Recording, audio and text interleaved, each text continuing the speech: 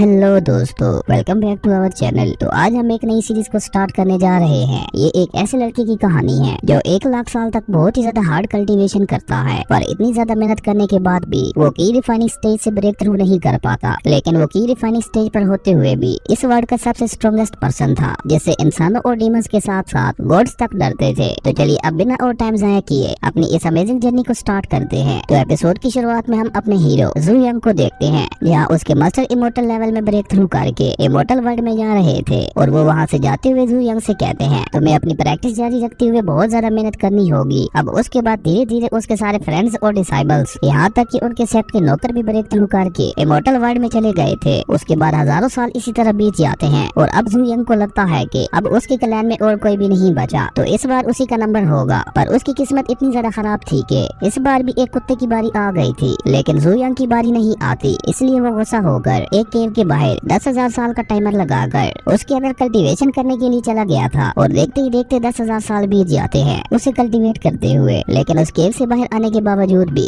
अभी तक वो की रिफाइनर स्टेज पे ही था। उसने अपनी कल्टीवेशन के 1 लाख साल पूरे कर लिए थे, लेकिन फिर भी वो की रिफाइनिंग स्टेज से ब्रेक थ्रू नहीं कर पाया था। उस केव से बाहर आने के बाद जू यंग सोचता है कि मेरे सारे जानने वाले इमोर्टल वर्ल्ड में चले गए हैं और अब तो मेरा क्लैन भी खत्म हो गया होगा, तो अब मुझे आगे क्या करना चाहिए। पर तभी उसको एहसास होता है कि कोई उसके क्लैन के डिसाइबल्स को मारकर उसके क्लैन को डिस्ट्रॉय करने वाला है। वहीं हमें दूसरी तरफ जू यंग के सेक्ट टियालन सेक्ट के एक डिसाइबल को दिखाया जाता है, जिसका नाम लिंग जुई था। और यूशन का एक लड़का जिसका नाम ली योन था, वो लिंग जुई को परेशान कर रहा था और वो उसे धमकी देते हुए कहता है अगर तुमने मेरे साथ शादी नहीं की तो मैं तुम्हारे पूरे सेक्ट को खत्म कर दूंगा। लेकिन लिंग जुई उसकी बात ना मानते हुए उसके साथ फाइट करने लगती है। लेकिन ली योन यहाँ पे अपनी पूरी तैयारी के साथ आया था। वो अपने एल्डर्स को आगे कर देता है लिंग जुई के साथ फाइट करने के लिए, और लिंग जुई उन एल्डर्स का सामना नहीं कर पा रही थी। ये देखकर वो अपने मन में कहती है इससे शादी करने से अच्छा है मैं खुद को ही खत्म कर लूं। और ये कहकर वो खुद को खत्म करने ही वाली थी, पर तभी वहाँ पे जू यंग आकर उसे रोक लेता है और वो अपने सिर्फ एक हाथ का ही यूज करके उन सभी एल्डर्स को मार देता है। और ये देखकर ली योन बहुत ही ज्यादा डर गया था। वो डरते हुए अपने मन में कहता है ये तो जिंदान लेवल पे है, वरना ये इतनी इजीली फाउंडेशन लेवल के लोगों को नहीं मार पाता। और ये सब सोचने के बाद ली योन डरते हुए वहाँ से भागने लगता है। लेकिन तभी जू यंग टेलीपोर्ट होते हुए उसके सामने पहुंचकर उसे भी मार देता है। और जू यंग लास्ट में बचे हुए एक एल्डर से यूशन सेक्ट का ड्रेस लेकर उसे खत्म करने के लिए चला जाता है। और वहाँ पहुंचकर जू यंग अपनी सिर्फ एक लाइटनिंग स्ट्राइक से ही यूशन सेक्ट के डिसाइबल्स को मार देता है। और तभी जू यंग को रोकने के लिए यूशन सेक्ट के एल्डर्स आ जाते हैं, पर वो मिलकर भी जू यंग को नहीं रोक पा रहे थे। ये देखकर उनमें से एक एल्डर अपने मन में सोचता है कि ये लड़का सिर्फ की रिफाइनिंग स्टेज पर है, फिर भी ये लड़का इतना ज्यादा पावरफुल कैसे है। लेकिन तभी जू यंग एक ही झटके में उन सभी एल्डर्स को मार देता है और यहाँ तक कि वो क्लैन लीडर को भी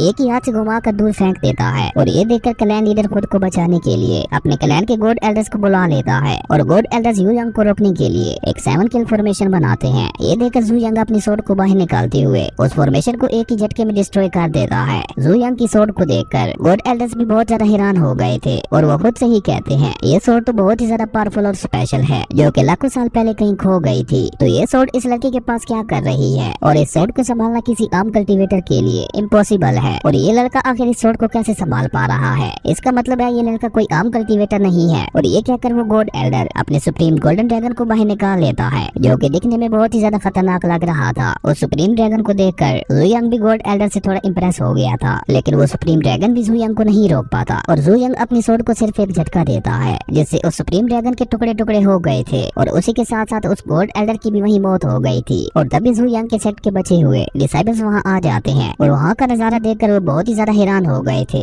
और जू यंग उन डिसाइबल से कहता है आज से लियान 10 सेट की जिम्मेदारी मेरी यानी जू यंग की है। और जू यंग नाम सुनकर उन डिसाइबल्स को पता चल जाता है कि जू यंग उनका एंसेस्टर है। और ये पता चलते ही वो सभी डिसाइबल्स उसके सामने झुकते हुए उसे रिस्पेक्ट देने लगते हैं। उसके बाद जू यंग उन्हें एक स्टोरी रिंग देते हुए यूशन सेट के सारे ट्रायल्स को अपने सेट में लाने के लिए कहता है। वहीं जू यंग के डिसाइबल्स स्टोरी रिंग को देखकर बहुत ही ज्यादा हैरान हो गए थे, क्योंकि आज के जमाने में स्टोरी रिंग बहुत ही ज्यादा मुश्किल से मिलती थी। और अपने सेट में वापस आने के बाद जू यंग सोचते हुए कहता है कि आखिर 10,000 साल में ऐसा क्या हो गया जो मेरा पूरा सेट ही डिस्ट्रॉय हो गया। और वो इस बारे में लिंग जुई से भी पूछता है, पर उसे भी इस बारे में कोई आइडिया नहीं था। और तभी वहाँ पे एक बंदा आता है जो कि बहुत ही ज्यादा पावरफुल था। असल में वो यहाँ पे उनके सेट को डिस्ट्रॉय करने के लिए आया था और उस आदमी के इरादे जानकर लिंग जुई उसे रोकने के लिए उसके साथ फाइट करती है। पर वो आदमी बहुत ही ज्यादा पावरफुल था, जिसकी वजह से वो लिंग जुई पे भारी पड़ रहा था। ये देखकर जू यंग उसे एक किक मारकर ऊपर हवा में उछालते हुए अपने फायर स्लैश से खत्म कर देता है। और अब हमें पता चलता है कि उस मरे हुए आदमी का नाम ली बाई था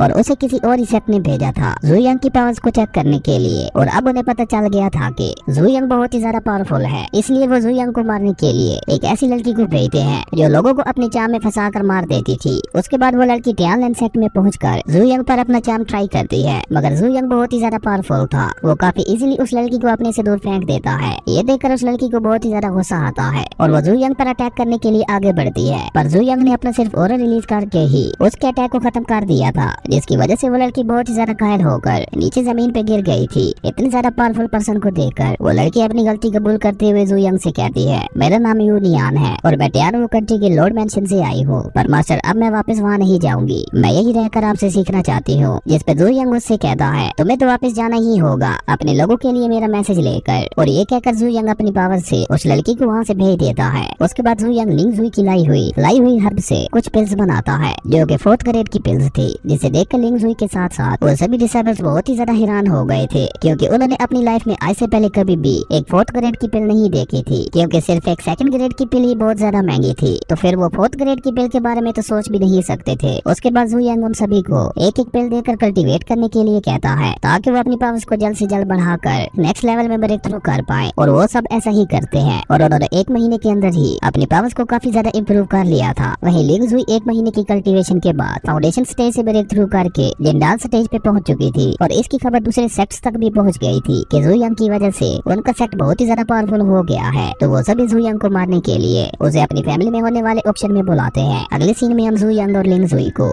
ऑक्शन हाउस में देखते हैं, जहाँ वो एक ट्रेजर लेने की कोशिश कर रहे थे, पर तभी वहाँ पे एक अमीर बाप का बेटा आता है और वो उस ट्रेजर की कीमत बढ़ाते हुए खुद खरीद लेता है। ये देखकर जुयांग उसे इग्नोर करते हुए वहाँ से आगे बढ़ जाता है। ये देखकर वो लड़का जुयांग का मजाक उड़ाने लगता है, जिसकी वजह से जुयांग को थोड़ा गुस्सा आ गया था और वो उस लड़के को देखते हुए सिर्फ अपनी थोड़ी सी पावर को रिलीज करता है और जैसे ही जुयांग को उसे हिट होता है वो वही नीचे गिर जाता है। जुयांग की ऐसी पावर्स को देखने के बाद वो लड़का जुयांग से बहुत ही ज्यादा इंप्रेस हो गया था और वो उसे अपना मास्टर मान लेता है। उसके बाद ऑक्शन स्टार्ट हो जाती है और सबसे पहले होस्ट एक बहुत ही कीमती हर्ब को निकालता है जो कि हजारों साल पुरानी थी, जिसे देखकर लिंग जुई उसे खरीदने की कोशिश करती है, पर तभी वही लड़का जिसका नाम फेंग था वो वहाँ आकर उस हर्ब की कीमत बढ़ा देता है। ये देखकर जुयांग एक बहुत ही कीमती पिल को बाहर निकालता है और उस पिल को देखकर वहाँ पे सभी लोग बहुत ही ज्यादा हैरान हो गए थे, क्योंकि वो एक 3rd ग्रेड की पिल थी और जुयांग उस पिल के बदले उस हर्ब को हासिल कर लेता है। और इसके बाद जुयांग इसी तरह उन पिल्स के बदले बहुत सारे ट्रायल्स खरीदता है और उन ट्रायल्स में एक ब्लैक कलर का स्टोन भी था और उस स्टोन को देखते हुए लिंग जुई जुयांग से उसके बारे में पूछती है, जिस पे जुयांग उस स्टोन को डिस्ट्रॉय करके उससे एक बीस्ट को बाहर निकालता है और वो लिंग जुई को बताता है कि ये एक एंशिएंट बीस्ट है जो कि हजारों साल पहले ही खत्म हो गए थे। वहीं वो लिटिल बीस्ट लिंग जुई के साथ काफी फ्रेंडली हो गया था और तभी उस ऑप्शन के अब तक के सबसे कीमती टायर को बाहर निकाला जाता है, जो कि एक टायर मैप था, जिसे जुयांग ने 2 पिल्स के बदले खरीद लिया था। अगले सीन में हम जुयांग और लिंग जुई को देखते हैं जो वापस अपने सेक्ट में जा रहे थे। तभी लिंग जुई जुयांग से पूछती है, क्या ये मैप वाकई असली है? जिस पे जुयांग उसे बताता है कि ये मैप तो असली है, पर इसमें एक सीक्रेट की मिसिंग है, लेकिन कोई बात नहीं, मुझे सीक्रेट रियलम में जाने का रास्ता मालूम है, हम लोग कभी भी वहाँ आ जा सकते हैं। और तभी जुयांग को एहसास हो जाता है कि कोई उनका पीछा कर रहा है, तो वो उसे बाहर आने के लिए कहता है और वो आदमी कोई और नहीं बल्कि फेंग ही था, जो कि सीधा आके जुयांग के पैरों में गिरते हुए उससे पूछता है कि क्या आप मेरे मास्टर बनोगे? पहले तो जुयांग इसके लिए मना कर देता है, पर उसे फेंग के अंदर एक पोटेंशियल नजर आ रही थी, इसलिए वो उसे एक टास्क देते हुए कहता है, अगर तुमने पीछे वाले 3 आदमियों को हरा दिया तो मैं तुम्हें अपना डिसाइबल बना लूंगा। अपने मास्टर की बात मानते हुए फेंग उन तीनों से फाइट करने लगता है और वो काफी अग्रेसिवली उन पे अटैक्स करने लगता है, लेकिन तभी उसे एक स्नेक ने काट लिया था, जिससे वो घायल होकर वहीं नीचे गिर गया था। ये देखकर लिंग जुई सोचती है कि वो फेंग की मदद करने के लिए जाए, पर जुयांग उसे रोकते हुए कहता है कि ये फाइट फेंग की है और उसे ही संभालने दो। वहीं फेंग ने भी खुद को संभाल लिया था, पर स्नेक के काटने की वजह से वो काफी ज्यादा इंजर्ड हो गया था। ये देखकर जुयांग खुद उसकी हेल्प करने के लिए आगे आता है और वो एक ही स्लैप में फेंग की बॉडी से सारा पॉइजन बाहर निकाल देता है और वो पॉइजन जाकर उस 3rd पर्सन के फेस पे गिरता है, जिससे वो वहीं तड़पने लगता है। वहीं फेंग अपने मास्टर को अपने पास देखकर बहुत ही ज्यादा खुश हो गया था कि उसे उसके मास्टर मिल गए। अगले सीन में हम फेंग को देखते हैं जो उस सीक्रेट रियलम की को देखते हुए जुयांग से पूछता है कि क्या हम वाकई इस की के बगैर भी वहाँ जा सकते हैं? जिस पे जुयांग उन्हें बताता है कि वो सीक्रेट रियलम मेरे ही एक डिसेबल ने बनाया था, इसलिए मैं जब चाहूँ वहाँ आ जा सकता हूँ। अपने मास्टर की ये बात सुनकर फेंग बहुत ही ज्यादा एक्साइटेड हो गया था। उसके बाद जुयांग लिंग जुई को एक कल्टीवेशन बुक देता है प्रैक्टिस करने के लिए और ये देखकर फेंग लिंग जुई से बहुत ही ज्यादा जेलस हो गया था। अगले सीन में फेंग और लिंग जुई की एक फ्रेंडली फाइट होती है, जहाँ हम देखते हैं कि लिंग जुई बहुत ही ज्यादा पावरफुल हो गई है। उसने फेंग के स्पीयर को तोड़कर उसे हरा दिया था और ये देकर जुयंग फेंग को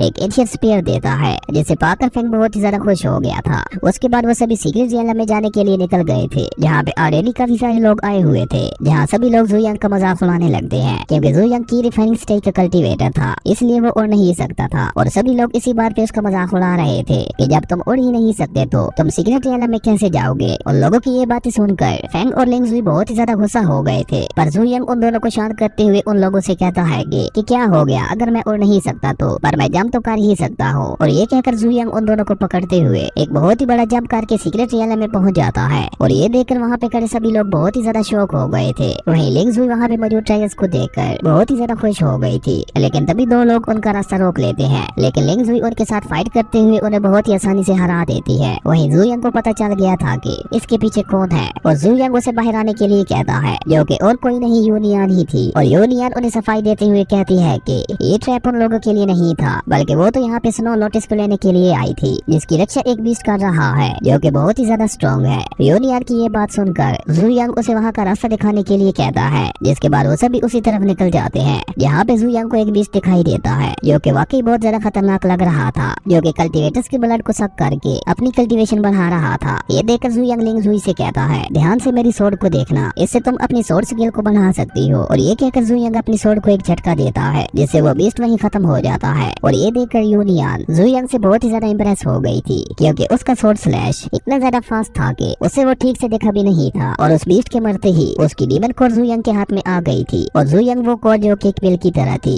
वो उसे लिंग जुई को खाने के लिए दे देता है, जिसे लिंग जुई भी बिना सोचे समझे खा लेती है। और लिंग जुई की वो पिल खाते ही जुयंग उसकी बॉडी में अपनी एनर्जी ट्रांसफर करता है, जिसकी वजह से अब लिंग जुई की पूरी बॉडी प्योर हो गई थी। और उसी के साथ साथ उसने नेक्स्ट लेवल में भी ब्रेक थ्रू कर लिया था। ये देखकर यूनियन जुयंग से बहुत ही ज्यादा इम्प्रेस हो गई थी, और वो उससे रिक्वेस्ट करते हुए कहती है कि मास्टर प्लीज मुझे भी अपना डिसेबल बना ले, पर जुयंग इसके लिए मना कर देता है। और वो यूनियन से कहता है कि तुम बहुत ही ज्यादा अजीब हो, इसलिए मैं तुम्हें अपना डिसेबल नहीं बना सकता। जुयंग की ये बात सुनकर यूनियन उसे अपनी स्टोरी बताते हुए कहती है कि मेरा इस दुनिया में कोई भी नहीं है, और इसलिए मुझे यहाँ पे सर्वाइव करने के लिए इस तरह बुरा बनना पड़ा। उसकी ये सैड स्टोरी सुनकर यूयंग भी उसे अपना डिसेबल बनाने के लिए मान जाता है। और तभी वहाँ पे एक और आदमी भी आ जाता है, जो कि गोल्डन स्टेज पे था। वो भी यहाँ पे स्नो लोटस को हासिल करने के लिए आया था। ये देखकर जुयंग लिंग जुई को वो स्नो लोटस लाने के लिए कहता है। और उसके बाद हमें लिंग जुई और उस आदमी के दरमियान एक आइकॉनिक लेवल की फाइट दिखाई जाती है, और लिंग जुई जुयंग की सिखाई हुई सोर्ड टेक्निक से उस आदमी की सोर्ड को तोड़कर उसे घायल कर देती है। और ये देखकर जुयंग भी लिंग जुई से बहुत इम्प्रेस हो गया था, और वो अपने मन में कहता है कि ये मेरी अब तक की सबसे बेस्ट डिसेबल है। पर तभी वो बंदा अचानक ही अपनी मैजिक पावर का यूज करके मल्टीपल सोर्ड से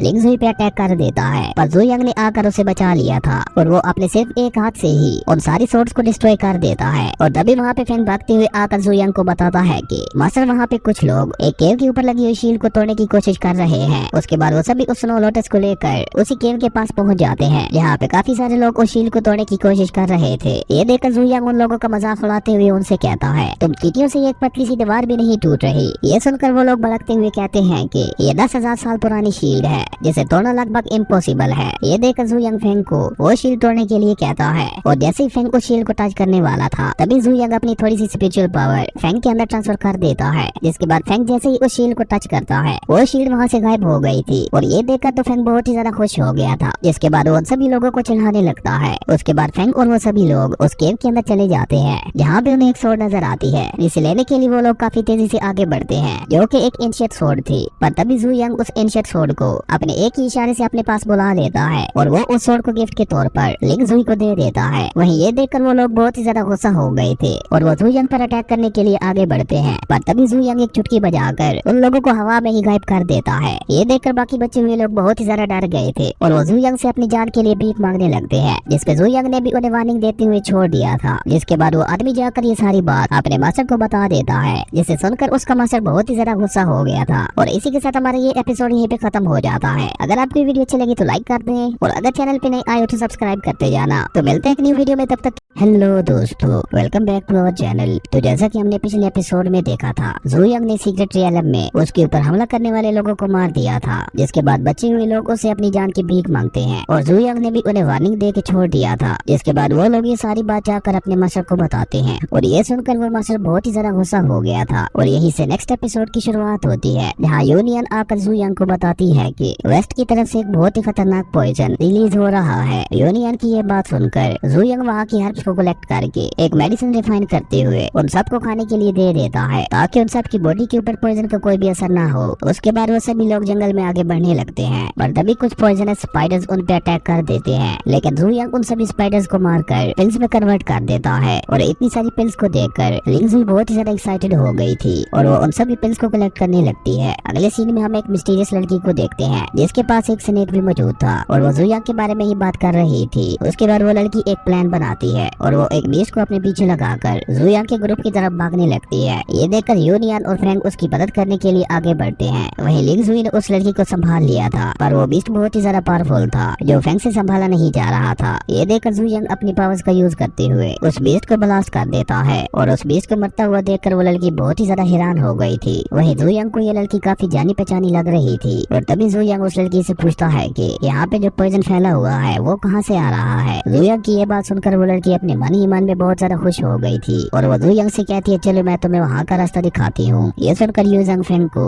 उस लड़की को उठाने के लिए कहता है और उसके बाद वो सभी वहाँ से आगे बढ़ने लगते हैं। वही वो लड़की काफी प्यार से फ्रैंक की तरफ देखते हुए अपने मन में कहती है कि आज तक मेरी पॉइजन बॉडी की वजह से किसी ने भी मुझे टच नहीं किया पर ये लड़का तो मुझे टच कर पा रहा है, कहीं ऐसा तो नहीं यही वो लड़का है जिसका मैं सालों से इंतजार कर रही थी। और तभी वहाँ पे वो पॉइजन बीस्ट आ जाता है जिसे देखकर फ्रैंक उससे काफी एक्साइटेड होकर फाइट करने लगता है। ये देखकर वो लड़की अपने मन में फ्रैंक पे गुस्सा करते हुए कहती है कि बेवकूफ कहीं के, तुम इस बीस्ट के साथ फाइट करने के लिए क्यों चले गए, इस बीस्ट को तो मैं भी संभाल नहीं पाती। और तभी लिंगजुई जुयांग से उस बीस्ट के बारे में पूछती है जिसपे जुयांग उन सबको बताता है कि ये एक मामूली बीस्ट है जिसने एक पिल खा ली है और इसी की वजह से ये इतना ज्यादा पावरफुल हो गया है। और वो पिल कोई मामूली पिल नहीं थी, वो 10,000 साल पहले मेरे एक डिसाइबल जिसका नाम किंग लॉन्ग था उसने बनाई थी अपनी बहन की बॉडी से टॉक्सिक कम करने के लिए। और ये सुनकर वो लड़की बहुत ही ज्यादा हैरान हो गई थी क्योंकि किंग लॉन्ग की बहन और कोई नहीं यही लड़की थी और वो जुयांग से इसके बारे में कुछ पूछने ही वाली थी पर तभी वो बीस्ट उन पे अटैक करने के लिए उनके काफी क्लोज आ गया था। ये देखकर वो लड़की उनको बचाने के लिए उनके आगे आके खड़ी हो गई थी। ये देखकर जुयांग काफी स्पीड से मूव करते हुए एक शील्ड फॉर्मेशन बनाकर उसने उस बीस्ट को कैद कर दिया था और वो अपनी स्वॉर्ड का यूज करते हुए उस बीस्ट को मार देता है। और उस बीस्ट के मरते ही जुयांग ने उसके अंदर से वो पिल भी निकाल ली थी जो उसके डिसाइबल किंग लॉन्ग ने बनाई थी और जुयांग वो पिल ले जाकर उस लड़की को दे देता है। और ये देखकर वो लड़की जुयांग से पूछती है कि आप कौन है, जिसपे जुयांग उसे अपने बारे में बताते हुए कहता है कि मैं तुम्हारे भाई का मास्टर हूँ। जुयांग की ये बात सुनकर वो लड़की बहुत ही ज्यादा हैरान हो गई थी और वो फौरन ही चुपते हुए जुयांग को ग्रीट करती है जिसपे जुयांग उस लड़की से पूछता है कि आखिर 10,000 साल पहले क्या हुआ था, क्या तुम्हें कुछ याद है। जिसपे वो लड़की जुयांग को बताती है कि मुझे उस वक्त की कोई भी बात याद नहीं है, मुझे बस इतना याद है कि उस दिन आसमान का कलर पूरा लाल हो गया था जिसके बाद मेरा भाई मुझे यहाँ लेकर आ गया था, तब से लेकर अब तक मैं अनकॉन्शियस थी और अभी 1 महीने पहले ही मैं दोबारा उठी हूँ। जुयांग आसमान के लाल होने वाली बात पर थोड़ा शौक हो गया था। उसके बाद वो सभी सीक्रेट रियलम से बाहर आ जाते हैं और जैसे ही वो लोग सीक्रेट रियलम से बाहर आते हैं तो जुयांग को एहसास होता है कि कोई उनकी बातें सुन रहा है, इसलिए वो अपना ऑरा रिलीज करते हुए उस आदमी को मार देता है। और उस आदमी के मरने के बाद जुयांग फ्रैंक से कहता है कि इसे बाय रोड पर फेंक दो, जिसने भी इसे यहाँ भेजा था ये उसके लिए एक बढ़िया मैसेज होगा। इस आदमी के बारे में मैं आपको बता दूं, ये आदमी टायर हाउस के मास्टर का आदमी था और वो अपने आदमी को मरा हुआ देखकर बहुत ही ज्यादा हैरान हो गया था। जिसके बाद वो अपने सर्वेंट को ऑर्डर देता है कि जाओ भाई को बुलाओ और उसे ये भी बता दो कि तुम्हारे भाई को जुयांग ने मार दिया है। अगले सीन में हमें टैलेंट सेट दिखाया जाता है यहाँ पे सभी डिसेबल्स अपने पूरे जोश के साथ प्रैक्टिस कर रहे थे और तभी यूनियन उन सभी के लिए केक बनाकर लाती है और सभी को केक देने के बाद वो लिंगजुई से मास्टर जुयांग के बारे में पूछती है जिसपे लिंगजुई उसे बताती है कि मास्टर हर्ब्स को कलेक्ट करने के लिए गए हुए हैं। लिंगजुई की ये बात सुनकर यूनियन भी उसी तरफ जा रही थी पर तभी जाओ बाई ने रास्ते में उस पर अटैक कर दिया था। वहीं दूसरी तरफ हम जुयांग को देखते हैं जो उन हर्ब्स को रिफाइन करते हुए पिल बना रहा था और उसे यकीन ही नहीं हो रहा था कि इतनी कीमती हर्ब्स को लोगों ने घास फूस में मिला रखा है। पर तभी जुयांग को एहसास होता है कि यूनियन खतरे में है। वहीं दूसरी तरफ हम लिंगजुई और बाकी लोगों को देखते हैं जो आपस में बातें कर रहे थे पर तभी वहाँ पे यूनियन आ गिरती है जो कि बहुत ही ज्यादा घायल थी। ये देखकर लिंगजुई और बाकी सब भागकर यूनियन की तरफ जाने लगते हैं पर तभी जाओ भाई वहाँ आकर उन लोगों पे भी अटैक कर देता है और यहाँ पे हमें पता चलता है कि जाओ भाई काफी ज्यादा पावरफुल है क्योंकि लिंगजुई और फ्रैंक के लिए भी उसके साथ फाइट करना बहुत ज्यादा मुश्किल हो रहा था और जाओ भाई उन दोनों पे भी अटैक करके उन्हें घायल कर देता है। लेकिन तब तक जुयांग वहाँ पहुँच चुका था और लिंगजुई की ऐसी हालत देखकर जुयांग को बहुत ही ज्यादा गुस्सा आता है और वो अपना ऑरा रिलीज करते हुए जाओ भाई को खत्म कर देता है। पर जुयांग अभी भी काफी ज्यादा गुस्से में था और वो अपने सभी दुश्मनों को खत्म करने के लिए वहाँ से चला जाता है। अगले सीन में हम जुयांग को टायर हाउस में देखते हैं जहाँ पे अभी के लिए ऑक्शन चल रही थी और जुयांग को वहाँ देखकर टायर हाउस का मास्टर बहुत ही ज्यादा डर गया था और वो वहाँ से भागने की कोशिश करता है, पर जुयंग अपनी स्पिरिचुअल पावर का यूज करते हुए उसे वहीं खत्म कर देता है। और ये देखकर आसपास के लोग भी बहुत ज्यादा घबरा गए थे। पर तभी जाओ बाई का भाई जाओ लोग भी वहाँ आ जाता है, जो यहाँ पे अपनी भाई की मौत का बदला लेने के लिए आया था। और जाओ लोग को वहाँ देखकर सभी लोग आपस में बातें करते हुए कहते हैं कि ये तो जाओ लोग है, जो कि युआंग लेवल पे है और ये बहुत ही ज्यादा पावरफुल और खतरनाक है और ये अपने दुश्मनों को बहुत ही ज्यादा बुरी मौत देता है। और तभी जाओ लोग अपनी सोर्ड से जुयंग पे अटैक कर देता है, पर जुयंग सिर्फ अपनी 2 फिंगर से ही उसकी सोर्ड को पकड़ लेता है। और उसके बाद जुयंग जाओ लोग के एक साथी को भी मार देता है। ये देखकर जाओ लोग को बहुत ही ज्यादा गुस्सा आता है और वो अपनी स्पिरिचुअल पावर का यूज करते हुए जुयंग पे अटैक करने के लिए आगे बढ़ता है, पर जुयंग ने उसे हवा में ही ब्लास्ट कर दिया था। और जाओ लोग के ब्लास्ट होते ही जुयंग को वहाँ पे एक हिडन ट्रेजर रूम दिखता है और जुयंग खुशी खुशी उस हिडन ट्रेजर रूम में जाकर ट्रेजर्स को कलेक्ट करने लगता है। और यहाँ पे हमें पता चलता है कि ट्रेजर हाउस का मास्टर मरा नहीं था, बल्कि वो यहाँ आकर छुप गया था। और उसी के साथ साथ जाओ लोग भी अभी नहीं मरा था, पर उसकी हालत बहुत ही ज्यादा खराब थी और उसे अपनी हार हजम नहीं हो रही थी और इसलिए वो जुयंग को फ्यूचर में मारने का प्लान करने लगता है। पर तभी जुयंग उससे कहता है तुम फ्यूचर के बारे में ज्यादा मत सोचो, क्योंकि तुम आज यही मरने वाले हो। जुयंग की ये बात सुनकर जाओ लोग बहुत ही ज्यादा डर गया था, पर उल्टा वो जुयंग को ही डराते हुए कहता है कि मैं डेविल क्लाउड सेक्ट से हूँ, क्या तुमने हमारे सेक्ट के बारे में नहीं सुना? हमारा सेक्ट एक एंशिएंट टाइम का सेक्ट है जो कि बहुत ही ज्यादा पावरफुल और खतरनाक है, इसलिए मैं तुम्हें सलाह देता हूँ कि तुम हमारे सेक्ट के साथ पंगा मत लो। पर जुयंग उसकी बातों को इग्नोर करते हुए उसे मार देता है और इस मौके का फायदा उठाते हुए ट्रेजर हाउस का मास्टर भी जुयंग पे अटैक कर देता है, जिससे वहाँ पे एक बहुत बड़ा ब्लास्ट होता है। और ये देखकर उस मास्टर को लगता है कि उसने जुयंग को खत्म कर दिया, इसलिए वो जोर जोर से हंसने लगता है और अभी वो अपनी जीत की खुशी मना ही रहा था। पर तभी जुयंग उस मास्टर को एक ही अटैक में खत्म कर देता है और ये अटैक इतना ज्यादा पावरफुल था कि उस मास्टर के साथ साथ पूरा ट्रेजर हाउस भी डिस्ट्रॉय हो गया था। अगले सीन में हम कुछ लुटेरों को देखते हैं जिन्होंने टियानलेन सेक्ट को लूटने के लिए उन पे अटैक कर दिया था, पर लिंग जुई और बाकी सब ने काफी अच्छे से उन सबको संभाल लिया था और उन सभी को ऑलमोस्ट मार ही दिया था। पर उनका लीडर उनको धमकाते हुए कहता है कि तुम लोग ज्यादा खुश मत हो, मेरे पास इनके अलावा और भी 20 लोग हैं जो कि सभी गोल्डन स्टेज पे हैं। पर तभी जुयंग वहाँ आते हुए उससे कहता है कि क्या यही है वो तुम्हारे 20 लोग? और अपने आदमी की ऐसी हालत देखकर वो लीडर बहुत ही ज्यादा डर गया था, इसलिए वो वहाँ से भागने की कोशिश करता है, पर जुयंग उसे भी खत्म कर देता है। जिसके बाद जुयंग फैंग के साथ साथ बाकी सभी की भी तारीफ करता है, क्योंकि आज उन सब ने काफी अच्छे से डाकुओं को संभाल लिया था। वो सभी आपस में बातें कर ही रहे थे कि तभी वहाँ पे टियानवू सेक्ट का प्रिंस आते हुए उन लोगों से कहता है कि मैं यहाँ पे तुम्हारे सेक्ट को अपने सेक्ट में शामिल करने के लिए आया हूँ, इससे तुम्हारे सेक्ट को बहुत ही ज्यादा फायदा होगा और तुम्हारा सेक्ट बहुत ही जल्द ग्रो होगा। और उसी के साथ हम तुम लोगों को कुछ ट्रेजर्स और गोल्डन पिल्स भी देंगे अपने सेक्ट की पावर्स बढ़ाने के लिए, पर इन सब के लिए मेरी एक ही कंडीशन है। और वो जुयंग से कहता है कि तुम्हें सीक्रेट रियलम से लाए हुए सारे ट्रेजर्स को हमें देना होगा और इसी के साथ तुम्हें इस पॉइजन को भी पीना होगा, जिसका एंटीडोट हम तुम्हें हर महीने भेजते रहेंगे। उस प्रिंस की ये सारी बातें सुनकर जुयंग के साथ साथ उसके डिसेबल्स को भी बहुत ही ज्यादा गुस्सा आता है और फ्रैंक उस प्रिंस का पॉइजन उसे ही खिला देता है। और उसके बाद जुयंग अपना ऑरा रिलीज करता है, जिसके इम्पैक्ट की वजह से प्रिंस और उसके साथी ऊपर हवा में ही कहीं उड़ गए थे। अगले सीन में हम फ्रैंक को देखते हैं जो अपने मास्टर की सिखाई हुई टेक्निक सीख चुका था और इसकी वजह से वो नेक्स्ट लेवल में भी ब्रेक थ्रू कर गया था। वहीं फ्रैंक के साथ साथ वो स्नेक गर्ल जिसका नाम जुई था, वो भी युआंग रियला में पहुंच चुकी थी और उसे भी जुयंग ने काफी सारी पॉइजन की स्किल सिखाई थी। और तभी यूनियन वहाँ आकर जुयंग को बताती है कि मुझे पता चला है कि साउथ वेस्ट की तरफ एक हेवनली लोटस है जो कि बहुत ही ज्यादा पावरफुल है। जिसके बाद वो दोनों उस हेवनली लोटस को लेने के लिए वहाँ पहुँच जाते हैं, पर जुयंग उस हेवनली लोटस को देखते हुए कहता है कि मैंने जितना सोचा था ये उतना भी ज्यादा पावरफुल नहीं है। और तभी वहाँ पे 3 आदमी आकर यूनियन पे अटैक कर देते हैं, पर यूनियन उनमें से 2 को मार देती है। पर तीसरा आदमी बहुत ही ज्यादा पावरफुल था, उसने यूनियन को अपनी स्पिरिचुअल चेन्स में जकड़ लिया था और वो जुयंग को धमकी देते हुए कहता है कि ये हेवनली लोटस मेरे हवाले कर दो वरना मैं इस लड़की को यही मार दूंगा। इस पे जुयंग कुछ सोचते हुए हेवनली लोटस उस आदमी को दे देता है, पर जैसे ही वो हेवनली लोटस उस आदमी के पास जाता है तो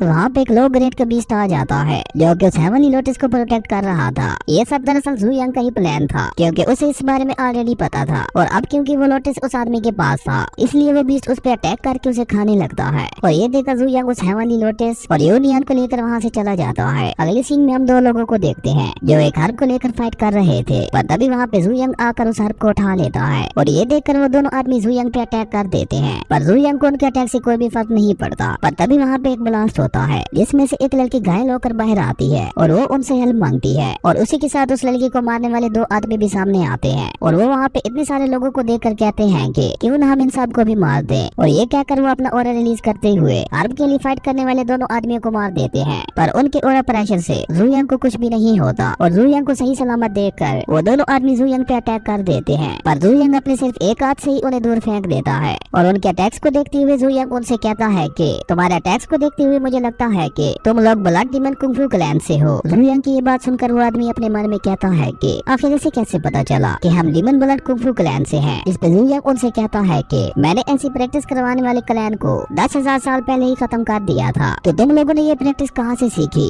पर वो लोग जू यंग को कोई भी जवाब नहीं देते। ये देखकर जू यंग उन दोनों को अपनी पावर से खत्म कर देता है। और उन दोनों को खत्म करने के बाद जू यंग अपने मन में सोचते हुए कहता है कि इन दोनों को खत्म करके मैंने एक जंग की शुरुआत कर दी है। वहीं दूसरी तरफ डीमन ब्लड क्लैन के मास्टर को पता चल गया था कि किसी ने उसके 2 आदमियों को मार दिया है, जिसके बाद वो अपने आदमियों को भेजकर इस बारे में पता करने के लिए कहता है। और इसी के साथ हमारा ये एपिसोड यहीं पे खत्म हो जाता है और यहीं से नेक्स्ट एपिसोड की शुरुआत होती है, जहाँ वो घायल लड़की होश में आ चुकी थी और वो खुद को सही सलामत देकर यूनियन से पूछती है कि आखिर मैं जिंदा कैसे बची और मुझे हील किसने किया। जिसपे यूनियन उसे बताती है कि ये सब मेरे मास्टर ने किया है। ये सुनकर वो लड़की जू यंग से काफी इम्प्रेस हो गई थी और उसके बाद वो जू यंग से उसकी जान बचाने के लिए उसका शुक्रिया अदा करती है। जिसपे जू यंग उस लड़की से पूछता है कि आखिर वो लोग तुम्हारे पीछे क्यों पड़े हुए थे। जिसपे वो लड़की जू यंग को बताती है कि वो लोग ब्लड डीमन सेक्ट से थे और वो लोग मुझे मारकर मेरा खून हासिल करना चाहते थे। उस लड़की की ये बात सुनकर जू यंग उसके पास जाकर उसकी बॉडी को चेक करता है और जू यंग को पता चल जाता है कि इस लड़की के पास ब्लड ऑफ द सन है, जिसका यूज करके किसी भी खतरनाक डीमन की शील्ड को ब्लॉक किया जाता है। अगले सीन में हम उन लोगों को जंगल से बाहर जाते हुए देखते हैं, पर तभी वहाँ पे एक डार्क शैडो आकर उस लड़की पे कंट्रोल कर लेती है और इससे पहले कि वो लड़की यूनियन पे अटैक करती, जू यंग उसके अटैक को रोकते हुए उससे कहता है कि तुम जो कोई भी हो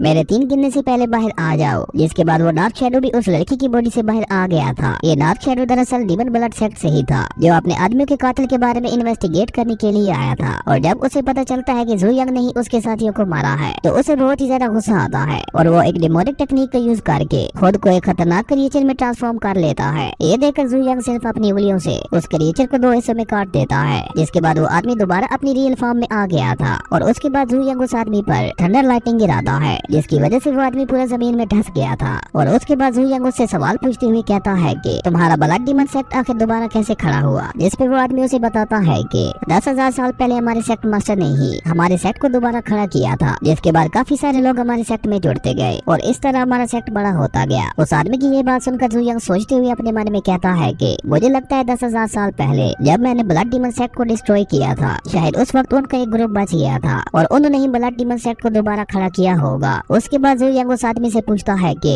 आखिर तुम लोग इस लड़की का ब्लड क्यों लेना चाहते थे। जिस पे वो लड़का जू यंग को बताता है कि हजारों साल पहले यहाँ पे एक क्रिएचर आया था, जिसे टियानवू कंट्री के कई सारे सेक्ट्स ने मिलकर उसे एक शील्ड के अंदर कैद कर दिया था। पर हर 100 सालों में वो शील्ड कमजोर हो जाती है और उस शील्ड को हील करने के लिए हमें ब्लड ऑफ द सन की जरूरत होती है और अगर वो शील्ड टूट गई तो हमारा सेट खतरे में पड़ जाएगा। इसलिए हमें इस लड़की के ब्लड की जरूरत थी। उस लड़की की ये सारी बातें सुनकर जू यंग थोड़ा हैरान हो गया था और वो अपने मन में कहता है कि मुझे लगता है मुझे उस शील्ड को ढूंढ कर उसे खत्म करना होगा। अगले सीन में हम जू यंग और उन दोनों लड़कियों को उसी जगह पे देखते हैं जहाँ पे वो बीस्ट कैद था और उस शील्ड को देखते हुए जू यंग अपने मन में कहता है कि मुझे यहाँ पे कोई भी इविल स्पिरिट महसूस क्यों नहीं हो रही, क्या वाकई यहाँ पे कोई मोस्टर है भी या नहीं। और ये कहकर जू यंग उस शील्ड को तोड़ देता है, जिसके बाद वहाँ पे उस मोस्टर का पावरफुल ऑरा फैलने लगता है, जिसे देखकर आसपास के लोग बहुत ही ज्यादा डर गए थे। और तभी उस शील्ड से एक ड्रैगन बाहर आता है, जिसे देखकर सभी को यही लग रहा था कि ये एक ड्रैगन बीस्ट है। पर जू यंग उन सबको बताता है कि ये कोई बीस्ट नहीं है, बल्कि ये ड्रैगन बीस्ट की स्पिरिट है।